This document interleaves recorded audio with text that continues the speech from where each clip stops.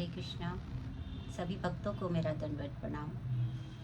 किन्हीं अनिवार्य कार्यों से भगवद गीता पारायण कक्षा को आगे नहीं बढ़ा पाई, उसके लिए मैं आप सभी भक्तों से क्षमा प्रार्थी हूँ। आज मैं भगवद गीता जी के तीसरे अध्याय के 28वें श्लोक से प्रारंभ कर रही हूँ। 27वें श्लोक तक हम लोग इस कक्षा में चर्चा कर चुके हैं, तो आज 28वें श्लोक से प्रारंभ होगा। लेकिन सबसे पहले भगवान और गुरु को प्रणाम करते हुए भगवान से ऐसी प्रेरणा की प्रार्थना करते हैं कि हम ये जो पाठ है ये निरंतर चलता रहे और इसमें पुनः पुनः व्यवधान ना आए। ओम अज्ञानतिमिरान्धस्य ज्ञानाञ्जनशलाकया चक्षुरुन्मीलितं येन तस्मै श्रीगुरवे नमः। श्रीचैतन्यमनोभीष्टं स्थापितं येन भूतले स्वयं रूपा कदा मह्यं ददाति स्वपदान्तिकं। हे कृष्ण करुणा सिन्धु दीनबन्धु जगत्पते गोपेषु गोपिका कान्ता राधा कान्ता नमस्तुते। तप्त कांचन गौरांगी राधे वृंदावनेश्वरी वृषभानुसुते देवी प्रणमामि हरिप्रिये।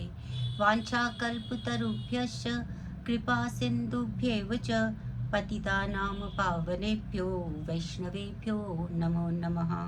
श्री कृष्ण चैतन्य प्रभु नित्यानंद श्री अद्वैत गदाधरा श्रीवासादि भक्त गौरविंद। हरे कृष्णा कृष्ण कृष्णा हरे हरे, हरे राम राम राम हरे हरे। हरे कृष्णा। तीसरे अध्याय में भगवान जो है यहाँ पर ये बता रहे हैं कि कौन जो है वो अपने आप को इंद्रिय तृप्ति में नहीं लगाता है। तो श्लोक है, तत्ववित्तु महाबाहो गुण कर्म विभागयो गुणा गुणेषु वर्तन्ते इति मत्वा न संजते। अर्थात हे महाबाहो, भक्ति भय भावमय कर्म तथा सकाम कर्म के भेद को जो भली भांति जान लेता है, जो परम सत्य को जान लेता है, वह कभी भी अपने आप को इंद्रिय तथा इंद्रिय तृप्ति में नहीं डालता है। यहाँ पर जो शब्द आया है गुणा अर्थात हमारी इंद्रियां, और जो गुणेशु है अर्थात इंद्रिय तृप्ति में। तो जो भी व्यक्ति जो है वो सत्य को ज्ञान जाता है वो कभी भी इंद्रिय तृप्ति में नहीं पड़ता है। ये इसका सामान्य अर्थ है। अब यहाँ पर जो प्रथम शब्द आया है तत्वविद, तो तत्वविद किसे कहा है?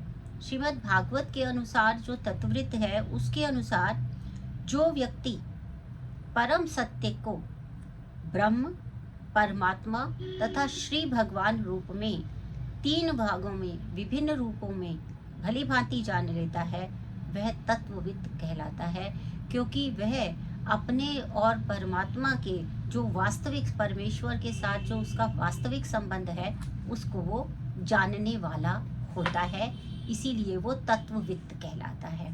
तो तत्वविद का यहाँ पर जो ये तीन हैं, एक है ब्रह्म और एक है परमात्मा और एक है परम सत्य। वास्तव में जो ब्रह्मा है उनको इस जगत का मूल कारण बताया गया है। जैसे हमें मालूम है कि भगवान ने ब्रह्मा जी को यह कार्य सौंपा था कि वो सृष्टि की उत्पत्ति करें, और उस सृष्टि की उत्पत्ति को कैसे करें इसके लिए भगवान ने उन्हें वेदों का पूरा ज्ञान दे दिया था कि वेद एक तरीके से इस सृष्टि को उत्पन्न करने के लिए उन्हें क्या क्या कैसे कैसे करना है उसके लिए उन पे निर्देश थे। तो उन्होंने वेदों का ज्ञान जो है वो ब्रह्मा को दे दिया था, और ब्रह्मा जी ने फिर इस जगत की उत्पत्ति की थी। तो यही जो ब्रह्म हैं उनको कई बार जो है दो स्वरूपों में जाना जाता है, जैसे कि यही निराकार ब्रह्म हो सकते हैं और साकार ब्रह्म हो सकते हैं। जो निराकार ब्रह्म है उनको निराकारवादी जो हैं भक्त वो मानते हैं, और दूसरे हैं सगुण। सगुण में जो है वो कई कलाओं से युक्त जो है ब्रह्म का वर्णन किया गया है। ब्रह्म का वास्तविक अर्थ होता है जो विस्तार को प्राप्त होता है, जो विस्तार करने वाला है। तो पूरा जगत वहीं से प्रारंभ होता है, विस्तृत होता है और पुनः जो है वो उसी में वापस चला जाता है। तो इस प्रकार से जो ब्रह्मा है वो यहाँ पर सृष्टि की उत्पत्ति और प्रलय और सब कुछ जो है वो उन्हीं से प्रारंभ होकर उन्हीं तक पहुँचता है। तो ये जो ब्रह्म है जो सगुण रूप में है, ये ईश्वरीय रूप भी इसको कहा जाता है, और ये साकार रूप में जो है वो प्रस्तुत रहते हैं। और दूसरा होता है ब्रह्मा, परमात्मा या परमात्मा जो है वो कौन है? वो सर्वोच्च आत्मा है। ये वो आत्मा है जिसने कि अपने उपनिषदों के अनुसार ये एक प्राण शक्ति है, और इस प्राण शक्ति में उपनिषदों के अनुसार जो परमात्मा ब्रह्म है, अर्थात ये सर्वोच्च आत्मा है, जो कि इन सारी आत्माओं से भिन्न जो है वो इन सबसे ऊपर की आत्मा है, जो एक प्रकार से नियंत्रण करने वाला भी है, तो उसे परम आत्मा कहा। परंतु इन ब्रह्म और परमात्मा को भी जो अपनी एक इंगित मात्र से जो है वो चलाने वाला है, वो है हमारे परम भगवान, भगवान कृष्णा। और भगवान में, भगवत गीता जी में भी आया है कि भगवान शब्द जो बनता है वो भग से बनता है, और उसका अर्थ होता है ऐश्वर्य। और जिसके अंदर ये 6 ऐश्वर्य होते हैं, इसके अंदर ऐश्वर्य अर्थात समृद्धि, वीर्य, स्मृति, यश, ज्ञान और वैराग्य, ये सब जिसमें होते हैं वो भगवान कहलाता है। तो तत्वविद वो कौन है? तत्वविद जो इस भगवान को, परम सत्य को जान लेता है और ब्रह्म, परमात्मा और भगवान में अंतर को पहचान लेता है, वह जो है वो तत्व को जानने वाला है। तो इसीलिए वो फिर अपने संबंध को भी जान लेता है भगवान के साथ। उसे पता चल जाता है कि मैं भगवान कृष्ण का ही एक अंश हूँ, और मेरा जो है इस भौतिक संसार से कुछ लेना देना है ही नहीं। मैं किसी कारण से इस देहात्म बुद्धि में फंस गया हूँ, है ना, क्योंकि इससे पहले सभी आत्माएं जो हैं वो वैकुंठ में भगवान के साथ वास कर रही थी, परंतु कोई आत्मा ऐसी थी जो कि भगवान से वियोग करके वो अपने लिए स्वतंत्रता चाहती थी। उसको लगता था कि मैं स्वतंत्र होकर कार्य करूं, तो इसलिए वो भगवान से पृथक होकर इस भौतिक संसार में आ गई। और किसी कारण से वो भौतिक संसार में आने का अर्थ ही यह है देहात्म बुद्धि में, अर्थात जब हम अपनी देह को ही आत्मा मानते हैं, उस प्रकार के भ्रामक बुद्धि में वो जीवात्मा आ चुकी है। और वो जब यहाँ आ जाती है तो वो फिर अपने वास्तविक अंश को भूल जाता है, क्योंकि उसको पता ही नहीं होता कि वो सच्चित और आनंद, सच्चिदानंद जो भगवान है वो उनका अंश है, लेकिन वो किसी कारण से देहात्म बुद्धि में फंस जाती है।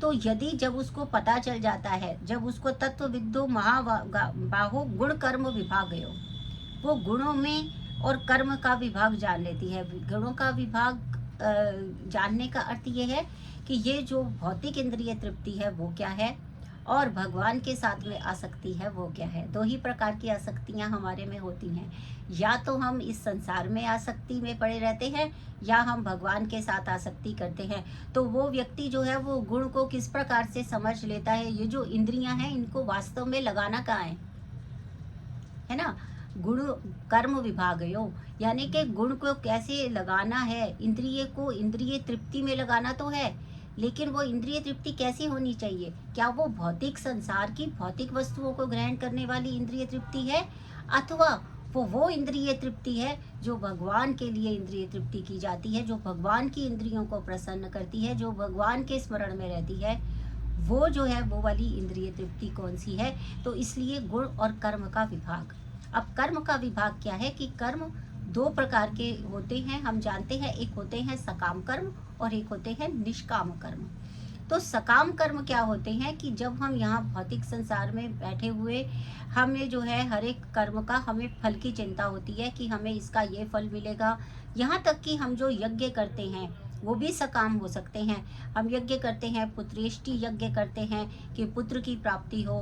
हम धन ऐश्वर्य के लिए यज्ञ करते हैं, स्वर्ण के लिए यज्ञ करते हैं, द्रव्य के लिए यानी कि इस संसार की वस्तुओं के लिए यज्ञ करते हैं, तो वो सकाम है।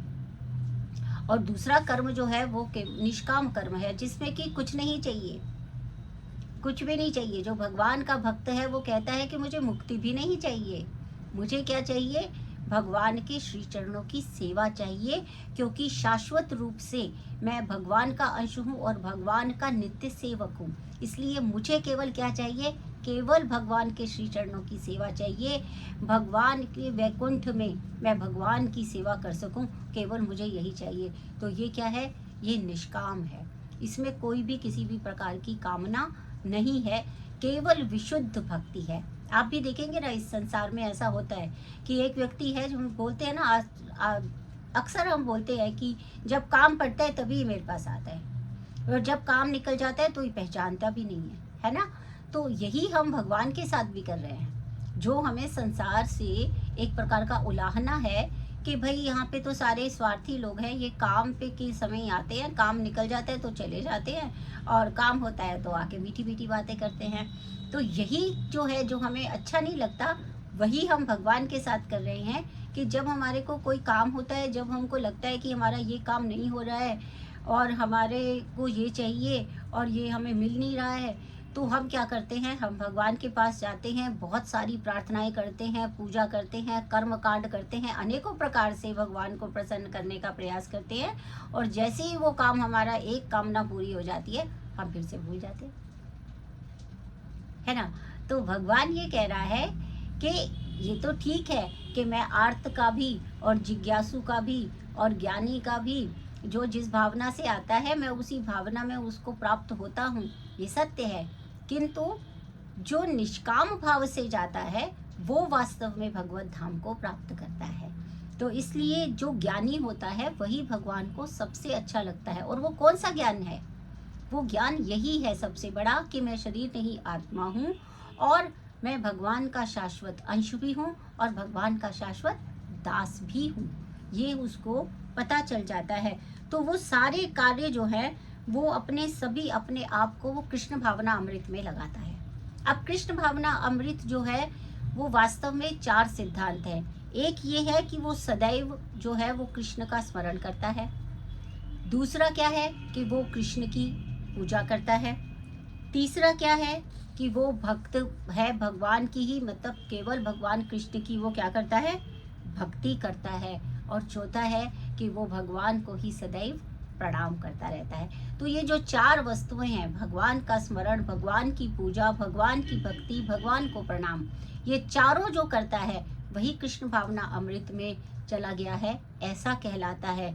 तो ये व्यक्ति जो है, ये जब वो समझ जाता है कि इस इंद्रिय तृप्ति, ये जो भौतिक इंद्रिय तृप्ति है, इससे मेरा कोई लेना देना नहीं है, मैं यहाँ पर किस लिए आया हूँ, भगवान की भक्ति करने के लिए आया हूँ, भगवान के चरणों में प्रणाम करने के लिए आया हूँ, और अपनी सभी इंद्रियों को भगवान की सेवा में लगाने के लिए आया हूँ। जब वो ये जान जाता है इति मत्वा न सज्जते, तब वो इस संसार से आसक्त नहीं होता है। तो भगवान हमें वह उपाय इस श्लोक के माध्यम से, उपदेश के माध्यम से बता रहे हैं कि जो है हमारा जो प्रमुख कार्य है वो है परम सत्य के साथ अपने संबंध को पुनः स्मरण करना और सदैव भगवान कृष्ण का स्मरण करना और उनकी सेवा में अपनी सभी इंद्रियों को लगाना। हरे कृष्णा हरे कृष्णा।